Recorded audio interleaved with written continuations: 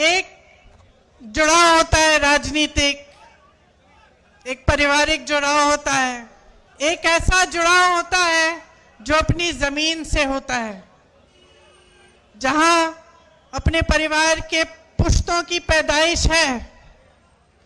वो एक अलग बात होती है, वो एक लगाव होता है जो शायद लफ्जों में बताया भी नहीं जा सकता।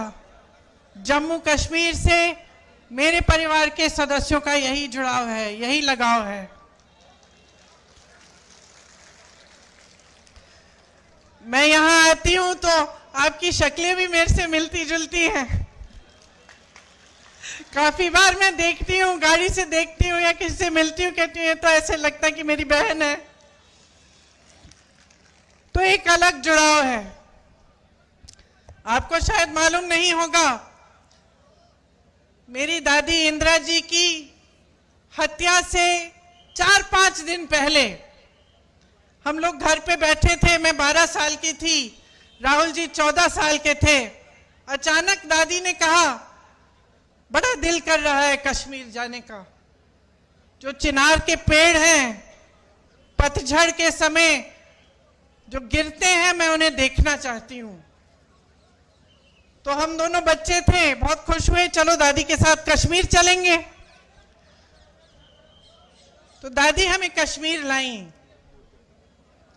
पहली बार मुझे खीर भवानी के मंदिर में ले गई। उसके बाद एक बड़े आध्यात्मिक गुरु थे उनके, पंडित लक्ष्मण जी, उनका आश्रम होता था श्रीनगर में, वो वहां गई। फिर हम दिल्ली आए। 3-4 दिन बाद ही उनकी हत्या हो गई, वो शहीद हो गई। तो अक्सर मुझे लगता है कि कैसा बुलावा था ये, कि एकदम अपनी हत्या से 4-5 दिन पहले अचानक बोली मुझे कश्मीर जाना है। ये अपनी धरती का बुलावा था, ये माता का बुलावा था कि वो खीर भवानी गई। पहली बार अपने दोनों पोती पोती को वहां ले गई। और उसके बाद से जब भी मैं श्रीनगर जाती हूं, मैं जरूर खीर भवानी माता के यहाँ जाती हूं और अपनी दादी को याद करती हूं। ये देश का शिखर है। प्रकृति ने आपको सब कुछ दिया, सुंदरता, संसाधन, बड़े बड़े आध्यात्मिक गुरु जो यहां से चले और सिर्फ अपने देश भर में नहीं लेकिन दूसरे देशों तक गए और धर्म की बात की, अमन चैन की बात की। आपके पास सब कुछ था, एक धार्मिक परंपरा, जैसे मैंने कहा, प्राकृतिक सुंदरता, संसाधन। और शायद ये दुनिया का तरीका है, दुनिया का स्वभाव है कि जब किसी के पास सब कुछ होता है तो जिसकी नीयत ठीक नहीं होती है वो उसे छीनने की कोशिश करता है, उसका इस्तेमाल करता है। एक तरह से भाजपा के नेताओं ने जम्मू और कश्मीर को अपने राजनीतिक शतरंज का मोहरा बना दिया है। यहां के लिए नीतियां नहीं बनती, आपके लिए नीतियां नहीं बनती। आपके प्रति जो नीतियां बनती हैं वो देश में जज्बातों को उभारने के लिए, राजनीति करने के लिए बनाई जाती हैं। आप सोचिए, आज भयंकर बेरोजगारी है। यहां जम्मू में 65% सरकारी पद खाली हैं। आप यहां बेरोजगार खड़े हो, नौजवान, हाथ उठाकर अगर मैं पूछूं कि किस किस को सरकारी नौकरी मिली है, आप सब बोलेंगे नहीं मिली है। अभी जो चुनाव खत्म हुआ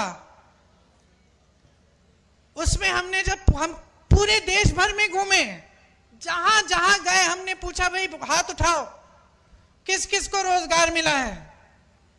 एक हाथ नहीं उठता था। 10,000, 20,000, 50,000 की भीड़ में एक हाथ नहीं उठ रहा था।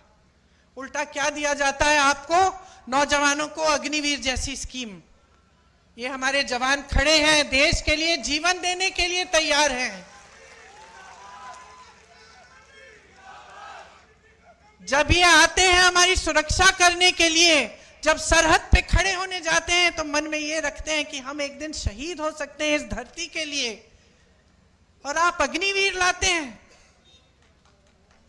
कि बच्चा जाएगा, सरहद पे खड़ा होगा, सुरक्षा करेगा हमारे देश की, लेकिन शहीद हो जाएगा तो उसको कुछ नहीं मिलेगा, उसके माँ बाप को पेंशन तक नहीं मिलेगा।